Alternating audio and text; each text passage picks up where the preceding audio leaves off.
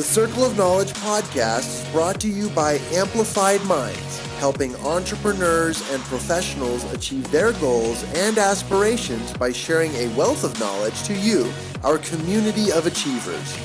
This podcast features best-selling industry resources, interviews, and the professional panel discussion by the core team at Amplified Minds. Now, here are their discussions.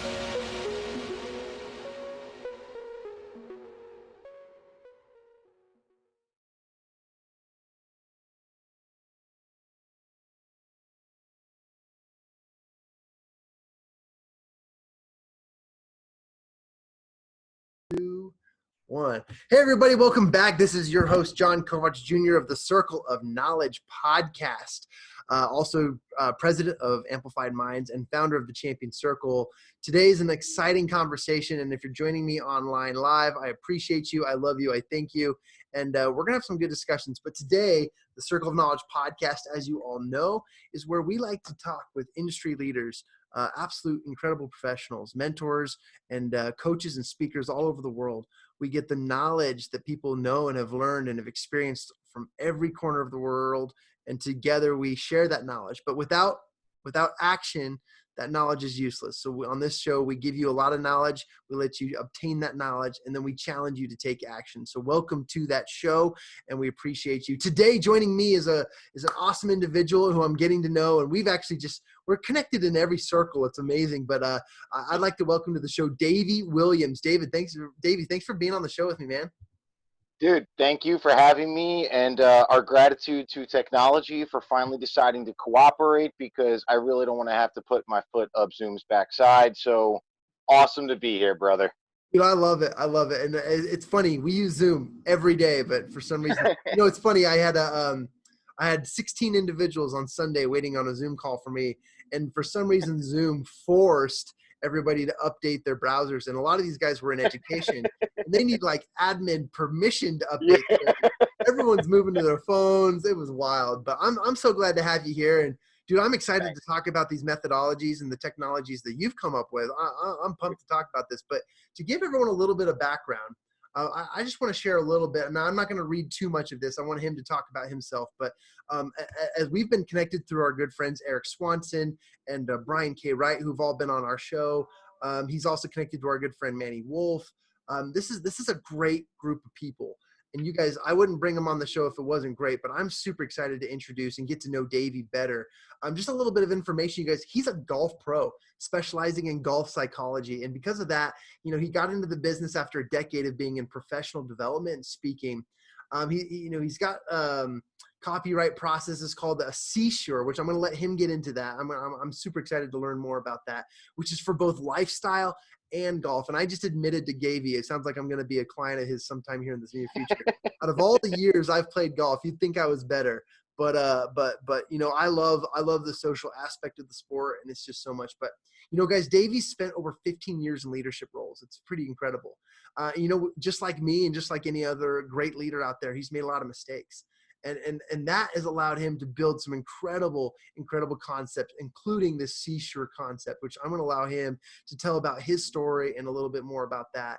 And then just another notable thing, I think this is fascinating.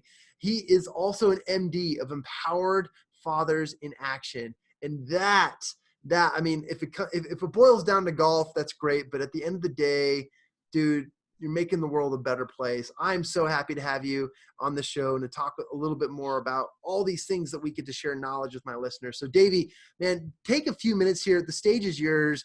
Tell us where your story, where you've come from, and why you're so awesome, dude. Thank you. Awesome is a matter of opinion. So hopefully that sustains throughout the entire interview. So yeah, man, I sound great on paper. I'm a stud on paper and words. But the in between the lines there, we all have stories. And, one of the things, John, that I've always been fascinated by in our circle of people, whether it's the Eric Swansons, the Manny Wolfs, the Brian Wrights, yourself, myself, Steve Beckles, Boussois is another one that's huge on having Mike Green, Tammy Thrasher Mitchell, who happens to be one of my closest friends as well. Everybody has like these dynamic stories and like crazy stuff that happened to them. And I don't. I actually have a story where I was the biggest, by far, the largest dumbass in professional and personal development. My story is me being a dum dum. So I'm going to assume most of the audience does not know who I am. So I'll give the quick backstory to who I am and how I got to where I am now. So when I was a kid, um, I'm the oldest of four boys. I am also the shortest, sexiest, and smartest of all four Love it. boys, regardless of what my brothers want to say. Um, I had a great upbringing. I had a wonderful father who worked for 43 years for Verizon, which used to be Bell Atlantic. My mom had a wonderful career in front of her when I was a kid and decided to put that aside to raise myself and then my one brother. And then they just had the bright idea to pop two more out. But I was always like that big brother kind of mentality. And I got into sports, got into golf, and I loved spending my summers as a child and a young man at the Jersey Shore. Sea Isle City was where we had our house for a while, and every summer, Sea Isle City was where I loved to be. And I love the beach, which we'll get into where the seashore inspiration came from. But I love the beach, and I love the simplicity of the lifestyle. So my career from the time I was 18 up until 24, I was rocking in Pennsylvania, right outside of Philly. I was doing very well for myself. My mouth got me in a lot of trouble, but my mouth also made me a lot of money and got me out of a lot more trouble. So when I was 24, I moved to South Florida, met my now wife. We've been together for 16 years, married for just over 10, and love of my life. She's an awesome woman. She's sitting over there, so I had to give props there. You know, it's kind of advertising for my awesome wife. Um, but what happened to me, man, about I'm 41. About 10 years ago, my wife and I had an opportunity to move to Georgia from Florida, and we did this brilliant thing called sight unseen. Okay. And long story short, it did not work out. I started to crumble on the life side. Things started to just become very overwhelming for us. We got into a house we were just not prepared for. I want to say it was falsely advertised, but it was falsely advertised. And things began to kind of fall apart at the seams. And in that moment of my life, I'm standing there and I'm like, dude, business is good. Why is life like, what is happening? Like, where is this disconnect for me? Like, what in God's name am I doing wrong?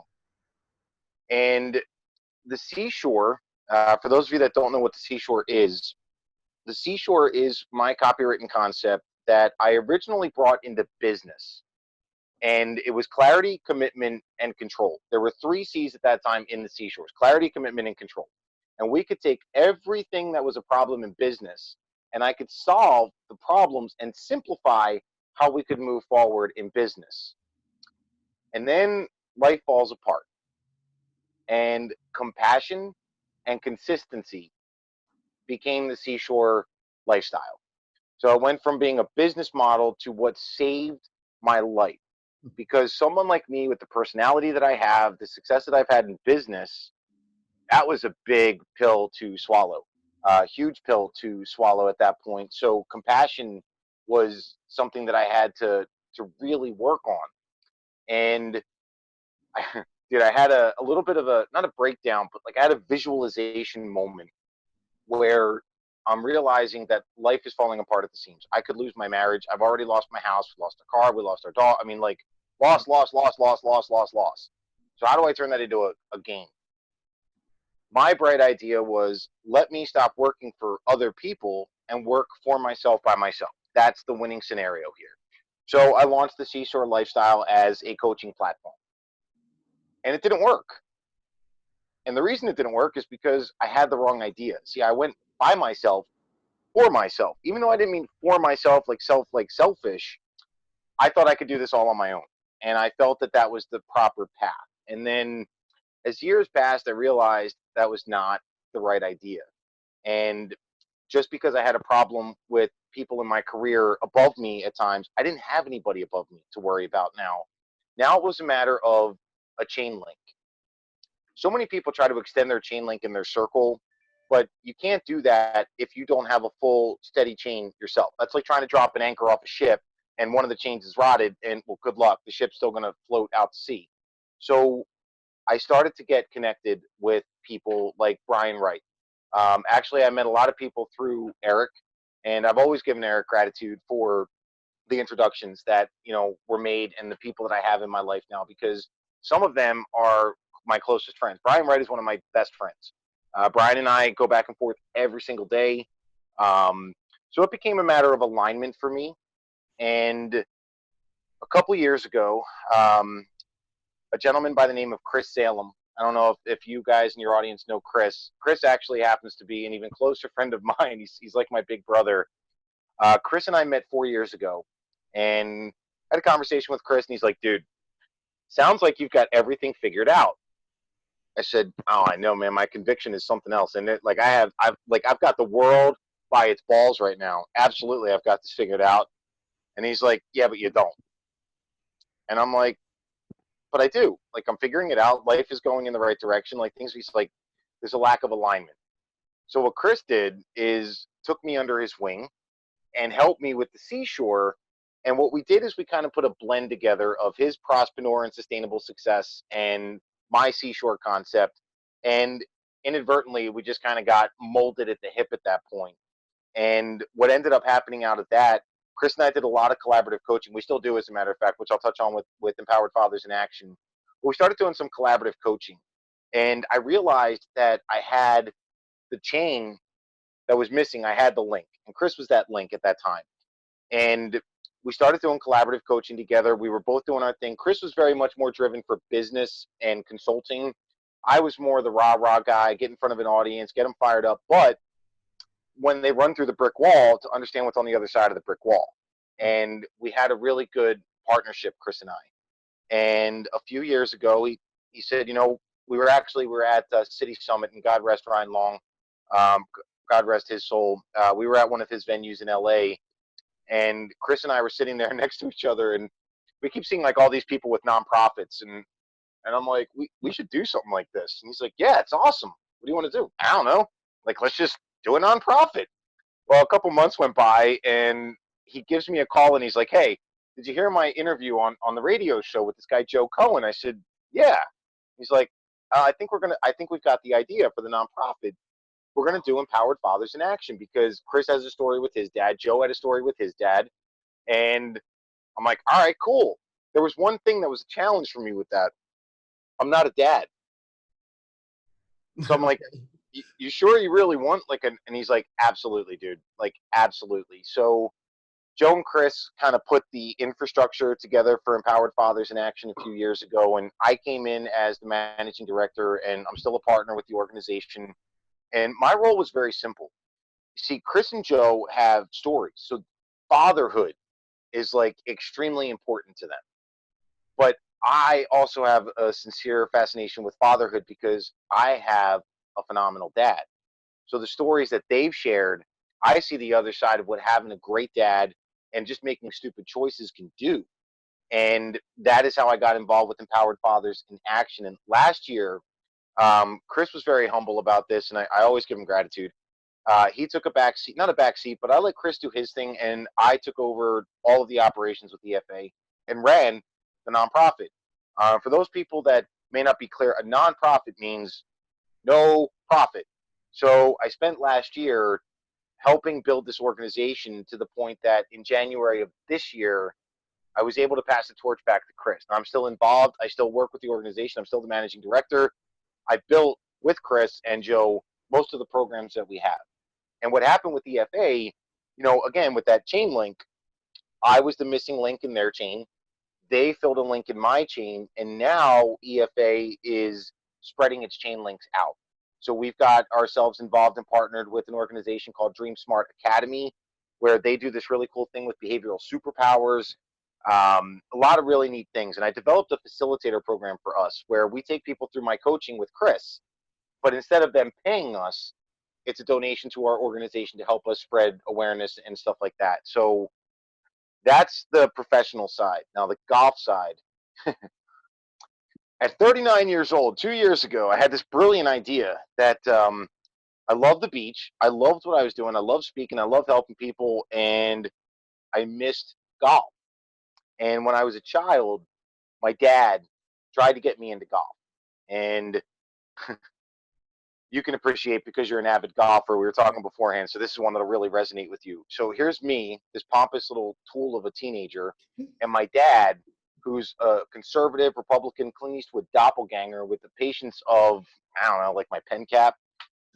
And he takes me to this golf course in our area. And dude, the first hole, I look out and I'm like, wow, this is really pretty. There's a huge body of water in front of us. And I've never hit a golf ball in my life. So here I go, and I'm like, all right, man, I'm like Payne Stewart up here. And 2 hours later, my dad decided, we're just going to throw the ball over the damn water because I'm tired of, like, my dad was literally going in and buying buckets of balls, and I just kept putting them into the, so finally he's like, this is bullshit. Like, let's go. So it didn't go well. So my dad decided to send me to his father-in-law, my pop-pop, God rest his soul. My grandfather took me under his wing and had a level of patience with me that my dad didn't need to. My grandfather really taught me a lot about the game of golf. And at a young age, I realized, like, I'm really good and I really like this game. And he took me home one day and told my parents, now, if Davey could stick to this, he could take this, he could do this for a career. He could play, he could do whatever he wants with this game. He could do something special. Yeah, I didn't do that. So at 39, I decided to start playing again. And for those people that think that picking up golf clubs after 15 years of not playing is like riding a bike. No. Well, yes, if you have training wheels. If you don't have the training wheels, no, it's not. So it was a little bit of a bumpy road, but that motivated me. And then things started to kind of happen, and I decided, you know what? I developed my game to a competitive level again. So I got my handicap down to a 4. And I'm like, all right, I'm ready to rock and roll. So I got certified as a golf psychology coach, and I had this brilliant idea. The reason I play on the developmental tours is not to go to the PGA, because at 41 years old now, I realize, like, that's not a pipe dream, but if that happens, awesome. But I don't chase results. I don't chase anything, which we'll touch on later. I don't chase things. So I just kind of let the process, let the results be attracted to me. So I got certified. I took the CSure lifestyle and developed what we now all know as CSure Golf. Nice. And we took the concept of the CSure, the clarity, the commitment, control, compassion, and consistency, and we just spin that so that it correlates on and off a golf course. And so what I do now, I'm the shop pro at a place here in Sebring, Florida, mom and pop shop. I partnered with this guy, Al Simmons, phenomenal dude. Al does equipment repairs, custom fittings, does all like the grunt work, right? Al built me a set of clubs back in November of last year. Single length irons. I had to have special graphite shafts. I needed, like, of course, this yuppie has to have, like, everything's got to be so special for Davey. But I don't want to pay Cobra $1,200. Right. So Al built me a set. And, dude, it's the best set of golf clubs I've ever used in my life. And he continued to build out my bag. And then we partnered. He sponsors me. So I do a lot of work in our area, but the coaching is something that I can do virtually with anybody. So that's what CSure Golf is all about. It's about aligning your mentality, just like in life and business, where I help people align what's going on in life and business. We align a thought process on the golf course. And that, in a nutshell, is really like my story. You know, I apologize, it was a little long-winded, but people that don't know me, I want them to really understand where I came from and how stupid I was, and how anybody can make self-inflicted nonsense go away. And that's what I call sin. Nothing faith-based about it. It's self-inflicted nonsense. Yep. I got myself out of it. So that's why we're here today. That's how I ended up in our circle. And the one thing I will let everybody in the audience know by the time this is over, there are going to be one of two results with how everybody feels about me. You are either going to absolutely love me, or you are absolutely going to hate me. You might as well call me the mini Trump, because I have no middle ground.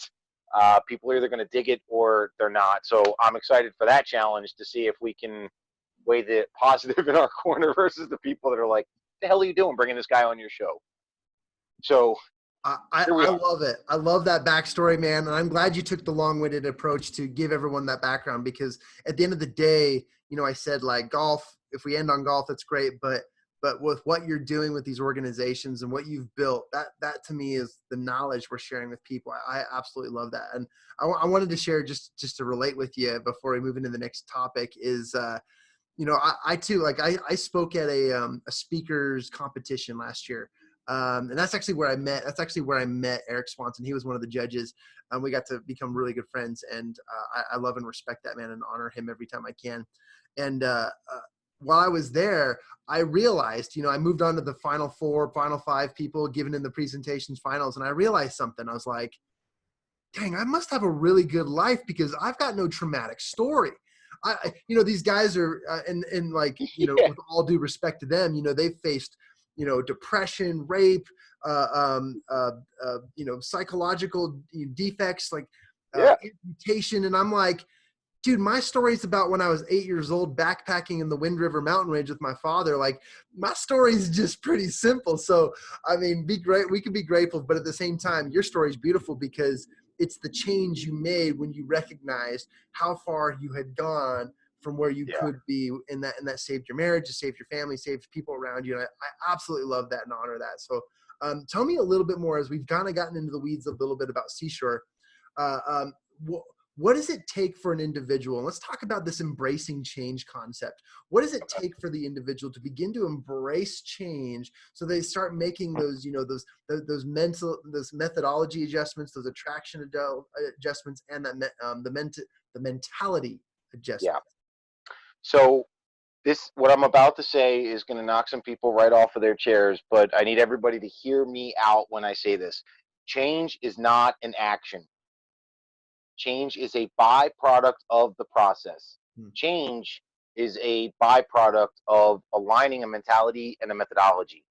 And because when people think about change as an action, we can kind of force that sometimes, and that can be very detrimental. See, when people are looking for change or they're looking to change something, they're putting an actionable thought process behind it, but there's no foundation there. And what we can end up doing is looking, right? Like right now, I'm looking for the change that I need to make, but I don't see what's right in front of me. And so the way that I help people stop and look at what's right in front of them is the inspiration behind my work, and that is the beach, and that is the seashore. So right now, if everybody can just visualize, whether you like the beach or not, whether you like to surf or not, just run with me on this one because it will make sense by the time we're done. I love it. So right now, we are standing at the shoreline, okay? Clarity is, wow, there's a big ocean in front of me. It's a wide open ocean of opportunity. It's abundant. It's, wow, it's beginning to get a little overwhelming. There's a lot in front of me. There's waves here, there's waves there, clarity is appreciating the bigger picture and that entire ocean. However, you can only catch one wave at a time. Right. For those of you that know the name Kelly Slater, he's the greatest surfer in history. I've never seen Kelly Slater catch two waves at a time. So if he can't do it, there's no way in hell any of us are doing it, literally or figuratively. So that clear thought process is committing to what? One wave at a time. One wave at a time. And when you look at it like that, like, okay, I got this big ocean in front of me, but that's the wave. That's the wave I'm going to catch, right? You're dictating your process at that point. So what do? What do we have to worry about with the wave? Controlling what? Just getting to the wave. Can't control the flow of the wave, the wind, the current, anything. You can control nothing outside of paddling and getting to the wave. Now, here is where, like I said, in business, this is awesome. In life and for entrepreneurs, this is very powerful to visualize and think about, especially with where we are right now in modern times, especially in the States. So you can control paddling, and here you go. You've got this wave. It looked like a good wave, and oh, dude, this is a great swell. And then, boom, off the wave you go. It throws you. Now, most people at that point say, well, Davey, I did what you said. I was clear. I went after one wave. I focused on what, but it threw me off. So what do? Well, you make a choice. You either go out to drowning water. It's going to be a hell of a lot harder to come back to the shoreline, or you have a level of compassion and empathy for yourself first, which is key, which also empowers your ability to forgive the wave.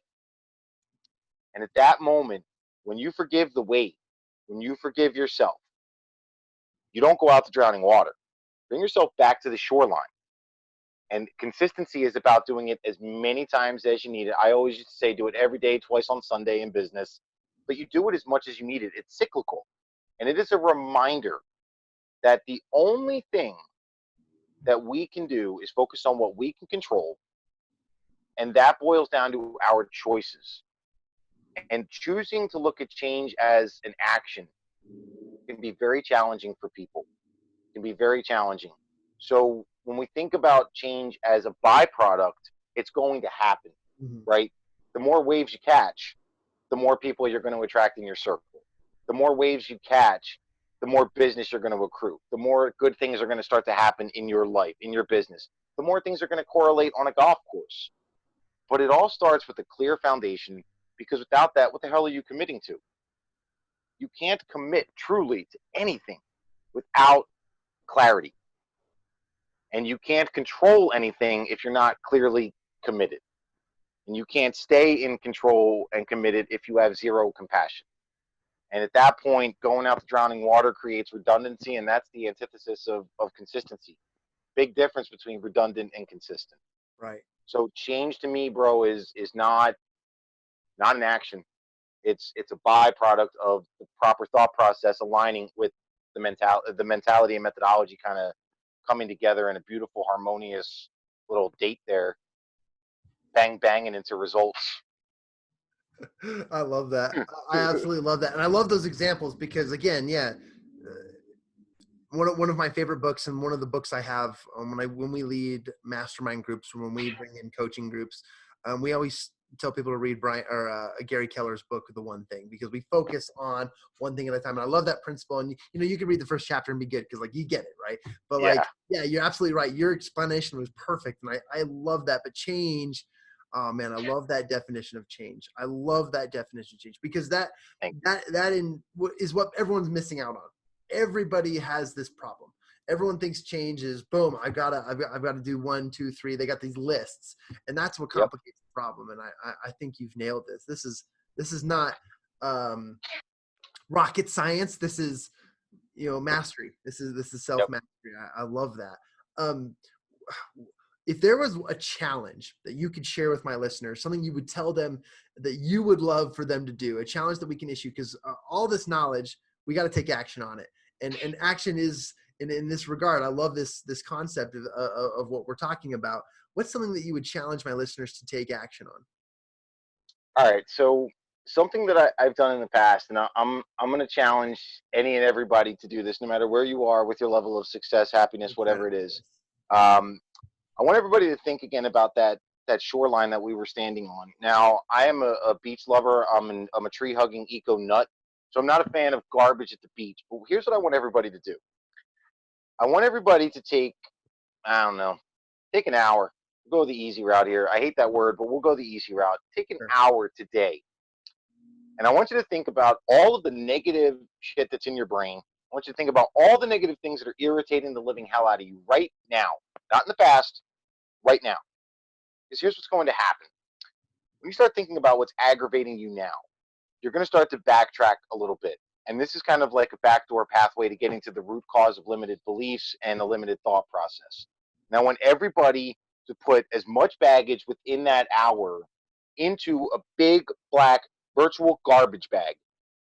And I want you to tie it, and I want you to look at it, and I want you to think about the size, and like if this was physically in front of you, this is how much baggage in an hour you've gotten out of your brain. Imagine if you did this over a longer period of time. And I want you to do something that if I see people doing it physically, I will swiftly kick you in the nuts. But visually, we can do this. I want you to take that bag. I want you to take it to the shoreline, and I want you to empty it.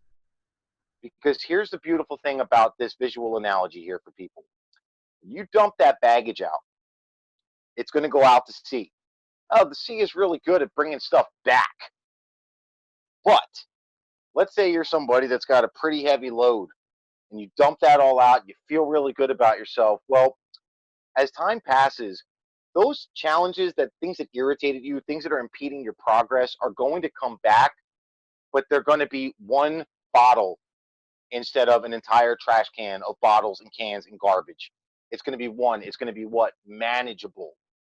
So I want to challenge everybody because we all think we have nothing that's irritating us. And I'm talking whether it's the quarantine stuff, whether it's the unfortunate mayhem that's going on because of the unfortunate loss of George Floyd's life, whether it's your business, it doesn't matter. Take an hour and just do this and see how much lighter you feel. And then I challenge you to do that every day because it is important. I call it baggage claim. Okay? Got to claim the baggage that we have, but you got to let it go. And if you let that go out into the sea and you're visualizing all of this crap just going, when it comes back, it's piddles. You can pick that garbage up and throw it right back in the trash can at that point. You could throw it right back out to sea. You can manage the challenge versus a problem. And to help you with that, think about a challenge being a hurdle, right? We're on a track. When you run a hurdle, dude, if you don't make the hurdle, you fall flat on your face. Yep. But you get up because there's still a whole track in front of you versus a problem, which is a brick wall. Good luck running through a brick wall on a track. That's going to be a pain in the ass. So that's what the purpose of this exercise is. It's to take things that are problems for you and pragmatically, subconsciously break them down into challenges.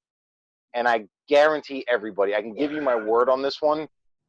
God is my witness. If you do this today, you will feel lighter, you'll feel happier, and if you don't say, F you, Davey, continue to do it until you get to that point where this guy made this sound so simple. It is that simple. It isn't easy, but it is simple. Easy can find hard. Simplicity will always find solutions. Yeah. So that's my challenge. Embrace your baggage and let it go. Let it go. David, you're so good at eliciting the thought process of some of these analogies, and I love that because I'm a visual learner, and when I see it, I believe it. And I love that analogy because my first thought was, yeah, if I throw a bunch of trash out in the ocean on the seashore, at least one or two cans might come back, and it's like, but just throw them, manage it, like spread it out and let it go. And then I love that. And I think my listeners are going to appreciate that too, because they do. We've got a lot of entrepreneurs who are on this show who watch this show and listen to this, and they're juggling, work life, hustle life, family life, divorce life. They're juggling 100 things, and honestly, when you get that call and it says, what should I do? What should I do? Drop it, man. Just like what's most important? Living is most important right now. Eating, that's important. Golf, just kidding, but I love that. Davey, I'm so grateful for the lessons you've taught and also the challenge you've issued. I'm going to take these personally myself and try them. How can my listeners get a hold of you? This would be a really, really great option for them to learn more about CSure concept and to also learn more about what you're teaching in your golf mindset stuff. What's the best way to get a hold of you? Yeah, so if people go to mygolfmindset.com, that'll take you right to my CSure page. I have a page that's for our shop and for my stuff as well, but that'll give everybody an overview of what the CSure is, what it means for golf, what it means in life and business. And if anybody is interested, what I'm willing to offer, one thing Brian K. Wright can tell you about me, because he knows me better than most, is I'm not a fan of free stuff all the time. However, if I offer something free, that means that the person that I'm with, I see value in what they do and I love and respect them. You fall into that category. So if anybody wants follow up on everything that we've discussed today, you can email me directly at Davey, DAVEY, at mygolfmindset.com. And we can do a complimentary 15, 20-minute follow-up session. I will help you hammer down where your problems are so we can break them down into challenges. And if people want to go forward from there, we absolutely can. If people would like to learn more about how I can help them with their golf game, more than welcome to reach out directly. Because, dude, at the end of the day, it's interesting. I'll share this, and this really correlates on and off the course. Played the other day at a course here, and I was behind a foursome. Now, when I play my practice rounds, I'm usually by myself, and I pace myself. But some people think I'm a crackhead on a golf course because when you're by yourself, I'm there to practice and go. Doing your thing. So I stayed behind this foursome, and one of the guys in the group, I've seen him on the driving range at this course like a lot. I don't know what he does for a living. I've never gotten that close. He's kind of a interesting personality. We'll leave it at that. Yeah. But I see him at the tee box on this par 3, and he is like jamming his club, and he's tempered, and he's bam, bam, bam, bam, bam. So I hear his friend go, "What the hell are you doing? Digging to China?" So me being me, I see an opportunity to be a smartass. So I rolled right over because I put it off my green. I'm like, all right, here's a birdie for me. Let me go talk to this lunatic. So I said, hey, man, let me ask you a question. Do you know what's going on with us in China right now? He's like, what? I'm like, you sure you really want to be digging to China right now? Like, what the hell are you doing? Like, I wouldn't want to be digging to China right now. Like, and I'm pretty sure there's a wall there somewhere. And so he looks at me and he's like, what's your point? I'm like, you have such a beautiful swing. You have such a beautiful game. Why are you getting agitated over? And I'm looking at his shot and I'm like, all right, that shot sucked. But you go backwards in time. Can you get that back? He said, no. He's like, but dude, let me tell you something. You've seen me at the driving range, and I'm just smacking balls out there, man. Like that's just I'm in my zone and it's wide open, and I'm like I'm hitting my shots. And then I come out here and it's like, dude, I got a mind. Like I got to be mindful. And I'm like, that's like a freaking lawyer telling me that he crushed it in mock trial, but got to the actual trial and got his ass handed to him. How about you do something crazy like let it go? Like no expectations on a golf course, right? And that is something when I say no expectations, people's jaws, you should see some of these semi-pros. They are going to the tour. And I'm like, don't expect shit on a golf course. Like, don't go out there with expectations. Why? Because that guy went from the driving range to the first tee, and his tee shot went 300 yards into somebody's backyard. Now, that happens to a lot of people. Why do people get frustrated about that? There's no reason. At the end of the day, there is no reason why you should be frustrated about that. Should you have hit a better shot? Sure. Is it the end of the world? No. Are you on a golf course? Yes. And so it's about having the level of gratitude for the fact that you're on a golf course. Yeah. And every shot, just like a wave, whether it's good or it's bad or it's indifferent, doesn't matter. It's gone. So be present in the moment. Focus on what's right in front of you. Don't look like, do you do a practice swing when you're going to hit your shot? When you're lining up a shot, like, do you personally, like, do you kind of like look at your shot and take a practice swing? Oh, sorry. You were asking me. I do. Yeah, like, do you do that? I line up, do 1 or 2 swings, makes it feel good. Then I just try to repeat. Awesome. So I'm gonna take 10 strokes off of your game right now. Line up the shot and swing the freaking club. Because here's what happens. You take those practice swings. One of those practice swings is actually the swing that you wanted to hit the ball. So is it flawless? No. But I see guys taking 20 minutes with their pre-shot routine because they see the guys on TV and even the guys on tour. It's like you're going to be late to your own funeral if you go with this pace. Like you're just like, and what are you doing at that moment? Like that tee shot that's all the way over there. When you get to that, what are you thinking? Oh, I got to adjust this. I got to do that. Just, okay, I'm here. I got to go there. And this is how I'm going to do it. And line up and hit your shot. You start to get yourself into a rhythm at that point. You're not overthinking. Right. You're not thinking about good shot, but you're just thinking about this is what I got to do. Over and done with. Try that. Don't do it like all full throttle, bro. Like instead of doing 2 practice swings, do 1. And cut it down and watch what happens. 1, you're going to spend less time being frustrated because you're spending less time allowing yourself to be frustrated. And 2, you're going to enjoy the game more because instead of taking time to take a practice swing that you're going to have to inevitably step up to, you can appreciate where you are. You can appreciate nature. That's how I fill my time when I'm sitting watching guys that are never going to make it to the tour spend 20 minutes practicing for their shot to go 10 yards. That is such a thing that people need to change. Is a byproduct on a golf course especially. Oh, man. So that's my nugget for you personally, bro. And if you do want some coach, let me know, bro. I'm going this afternoon. I love to help people.